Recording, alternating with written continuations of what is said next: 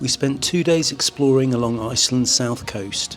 It's a 2-day trip with an overnight stay packed with waterfalls, volcanic landscapes, a glacier hike and a boat trip among icebergs, and we heard some of the most unusual stories we've ever heard from a tour guide.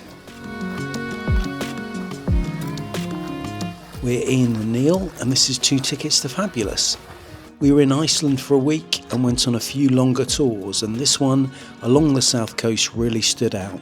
We travelled with Nice Travel, and our guide Threa kept us entertained with local history, legends and a few surprises.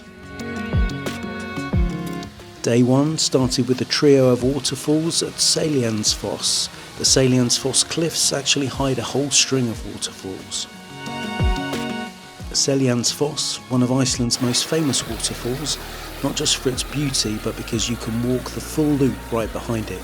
It's a short walk, but you'll get soaked if the wind's up, so bring a raincoat or embrace the spray.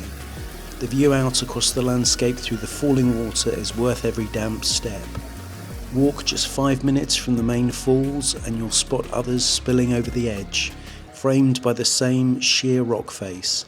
At the far end is Gljúfrabúi, the canyon dweller, tucked away inside a narrow gorge. You can peek from the entrance or splash your way in for the full view.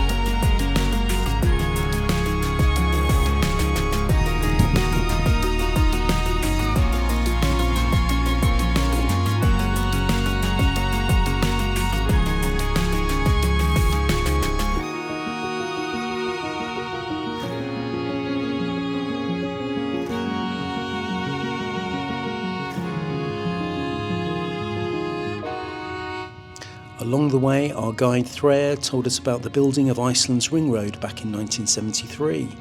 The construction team refused to blow up a section of rock because they believed elves lived there. The government actually hired an elf expert to speak to the rocks and ask permission. You can still see some big rocks by the side of the main ring road where the elves didn't give their permission.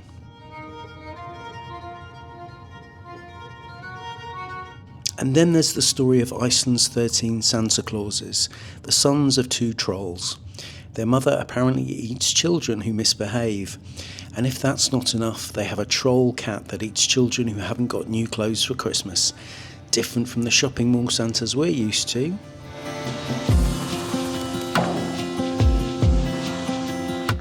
Further along the coast is Skogafoss. It might look familiar if you've watched Game of Thrones or Thor. In the final season, it's where Jon Snow and Daenerys landed with her dragons before sharing that slightly awkward kiss.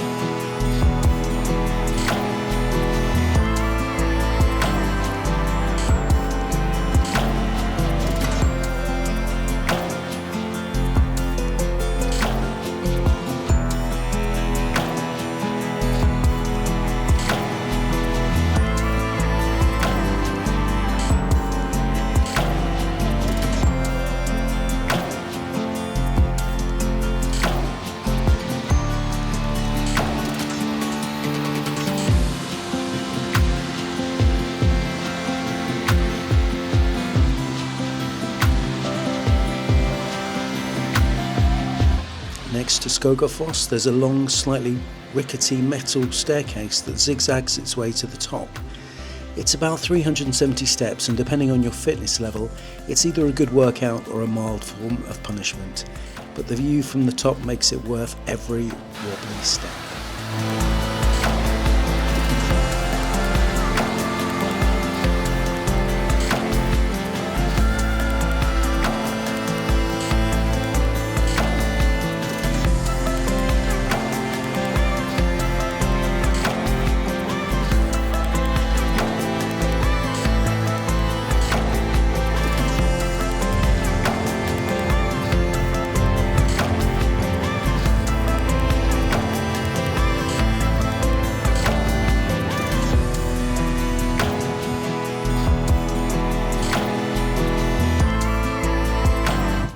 Then came the highlight of the day, the Sólheimajökull Glacier. This was one of the best highlights of our whole trip.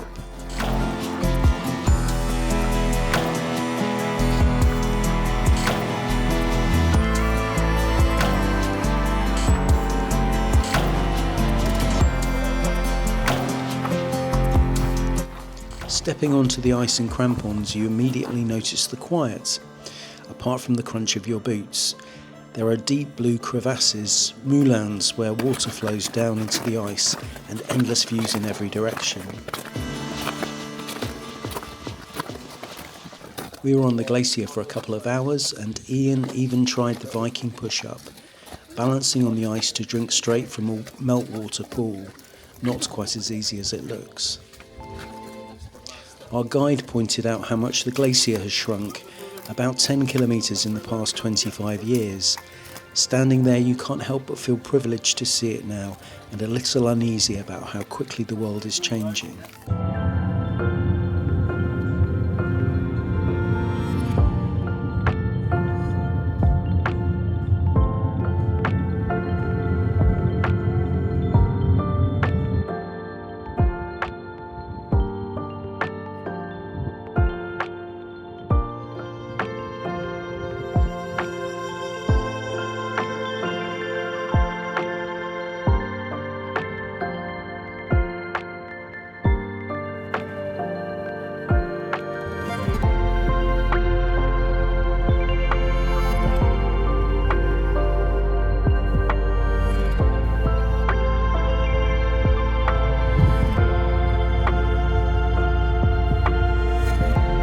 As you travel around Iceland, you can easily tell Iceland's lava fields apart by their age. The older ones are blanketed in thick, pale green moss that's taken centuries to grow. It's soft and almost spongy underfoot, although you're asked not to walk on it because it's so fragile. The newer lava fields, on the other hand, are stark and black, the rock still bare from the last eruption, looking almost like it's just cooled from the heat.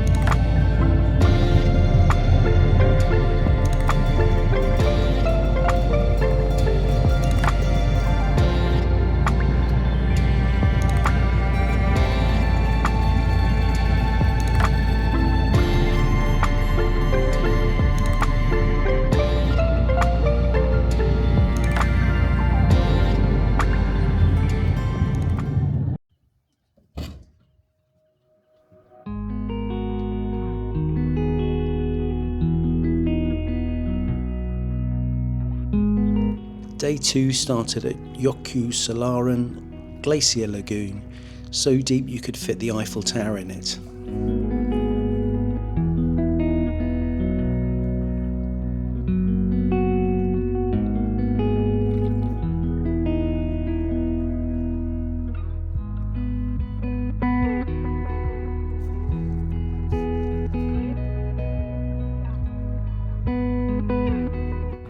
took a boat trip on one of the amphibious vehicles, originally used in Vietnam, now repurposed for the lagoon, to weave around the multicoloured icebergs. That is called Vatnajökull, and Vatnajökull is the largest glacier in Iceland. It covers around 8% of the country, and it started forming around 3,000 years ago.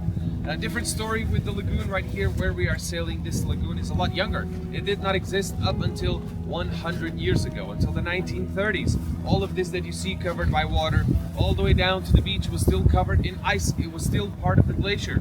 And as the glacier started to melt and get smaller, the lagoon was created, and it just keeps on getting bigger and bigger every year. As it stands today, from the bridge to the edge of the glacier there, the lagoon has a total length between 9 and 10 kilometers, around 6 miles. And only 25 years ago, that was about half of what it is today. So in the last 25 years, the lagoon doubled in size, so you can have an idea of how quickly the glacier is in fact melting. Now, the icebergs that you see around here, once again, all coming from the end of the glacier there. There's an outlet that ends up in the lagoon. And as the glacier moves forward every day, because of the weight, eventually these icebergs break off the edge into the water, slowly traveling towards the ocean there.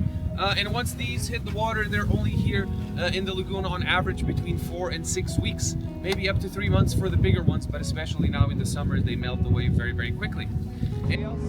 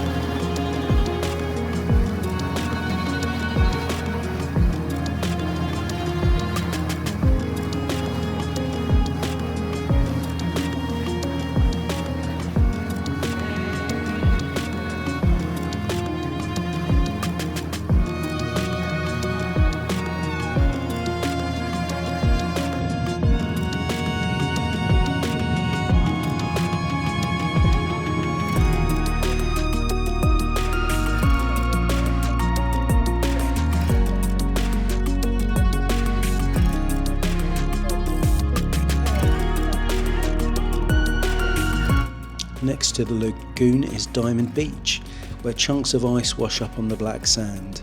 We even saw a seal relaxing by the shoreline, inspecting the diamonds.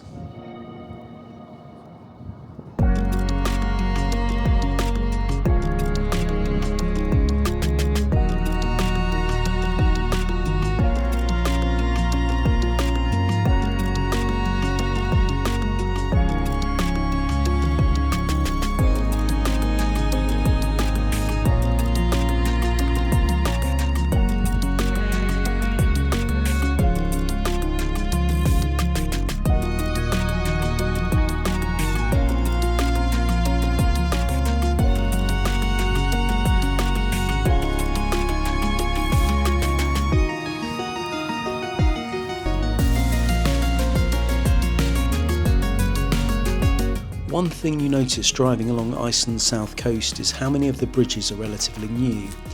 That's because they don't always last long. When a volcano erupts under a glacier, the heat can cause massive floods as the ice melts in a matter of hours, sending torrents of water, ice and debris downstream. Those floodwaters can easily wipe out entire bridges. Earthquakes sometimes do the same job. The result is a constant cycle of repair and rebuilding, a reminder that in Iceland, nature still calls the shots.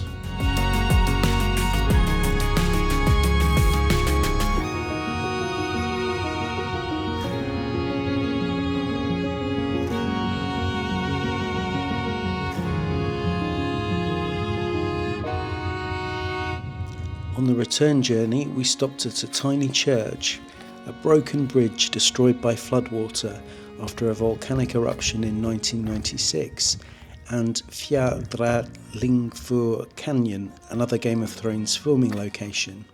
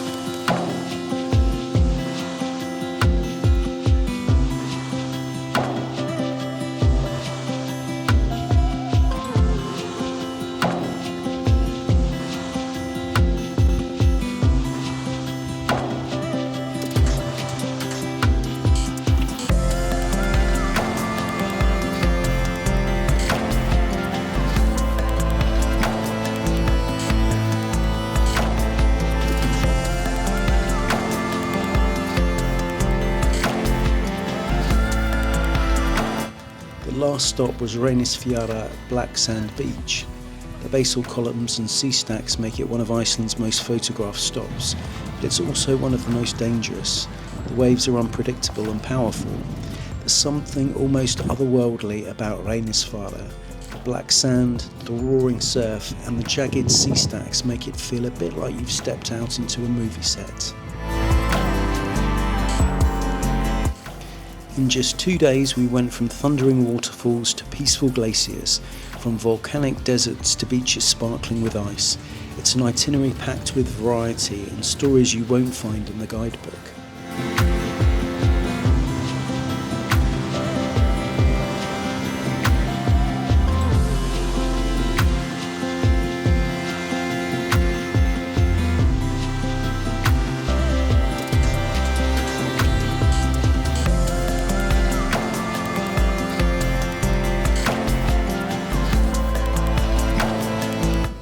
If you're planning a trip to Iceland, the south coast is a must.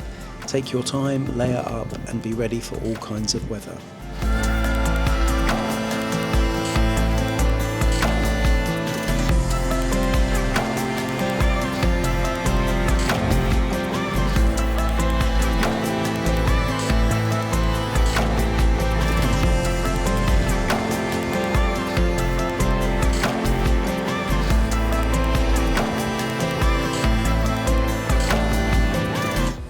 Thank you for joining us, and if you'd like to see more, check out our Iceland playlist for Glacier hikes, Golden Circle tours and Reykjavik highlights. See you on the next one.